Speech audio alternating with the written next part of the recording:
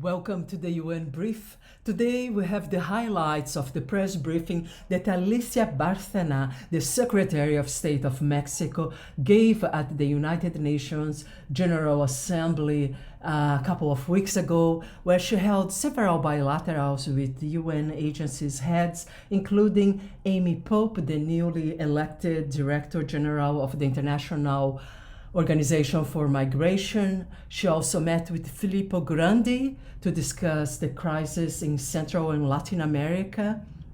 Filippo Grandi is the lead of the United Nations Refugees Agency, UNHCR. She also makes comments about her meetings with Director General of the International Atomic Energy Agency, Rafael Grossi, who heads the International Atomic Energy Agency in Vienna. They spoke about Japan, the question of the waters that possibly would be contaminating areas of the Pacific, which is of concern for Mexico, as well as Ukraine and the Zaporizhzhia nuclear plant. Thank you for watching the UN Brief, and don't forget to subscribe.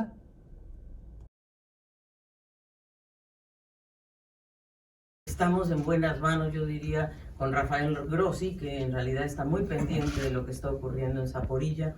Y también hablamos de las aguas que se han, en cierta forma, ya arrojado al mar Pacífico por parte de Japón, por Fukushima. Y bueno, que ellos están haciendo el monitoreo, para nosotros muy importante, son aguas que van al Pacífico.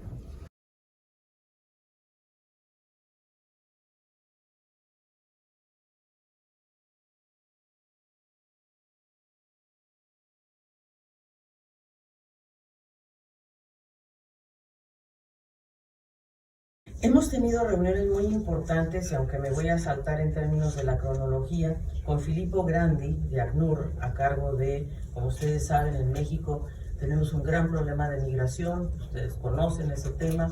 Nos reunimos tanto con Filippo Grandi de ACNUR como con Amy Pope, que es la nueva directora que va a asumir el 1 de octubre en la Organización Internacional de Migración.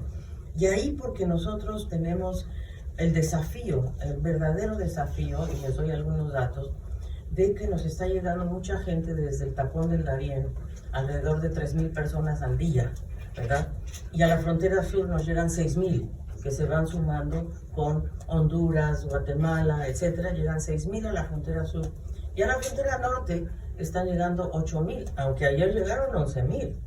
Entonces esto rebasa cualquier capacidad, por más que México quiera hacer un buen trabajo, o incluso Estados Unidos, la policía, el CBP Wanda, la patrulla fronteriza también rebasada. Ellos tienen capacidad para procesar 1,000 al día, y si llegan 11,000, pues es muy difícil. Nosotros también en Tapachula, sobre todo, tenemos un centro que se llama Comar, que es muy importante, que es un centro que procesa solicitudes de refugio, y realmente pues hemos logrado procesar solicitudes muy importantes, aunque también hay una capacidad rebasada en ese sentido, y procesamos estas solicitudes de refugio, y a aquellas personas que son aceptadas en México, nosotros les ayudamos a buscar empleo, les damos tarjetas de residencia temporal y pueden entrar al mundo laboral, aquellos que son aceptados. Otros tienen que esperar para ver una de dos, o si se regresan a sus países de origen, o si encontramos otras formas de integrarlos.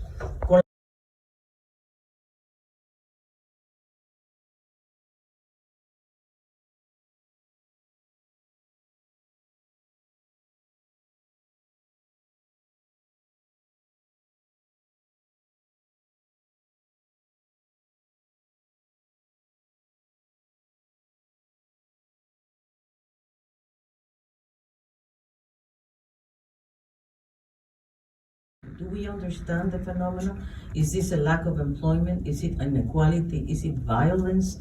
So what he's aiming at, or what he's asking and urging the UN, is to participate more actively on the root causes of migration.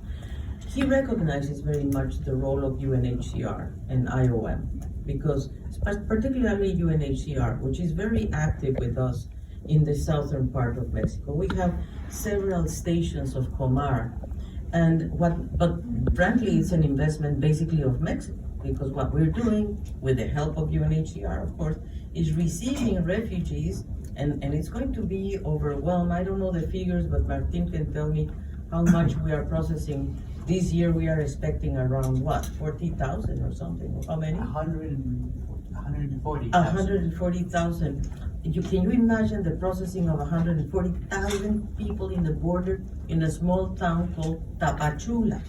Okay, so it's overwhelming in a way, but we are trying to do our best. So those people that are processed there and obtain refugee with the help of UNHCR, then Mexico is putting the money to give them a stipend, a money cash transfer actually, for them to stay and to look for a job. We are trying to find jobs for them inside Mexico. So yes, we are working with UNHCR. We are planning to amplify our work with IOM, and that's why I met yesterday with Amy Pope.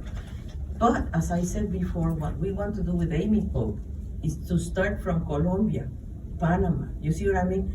To really look at all the routes of migration, and not only when the problem explodes, because that is impossible for anybody.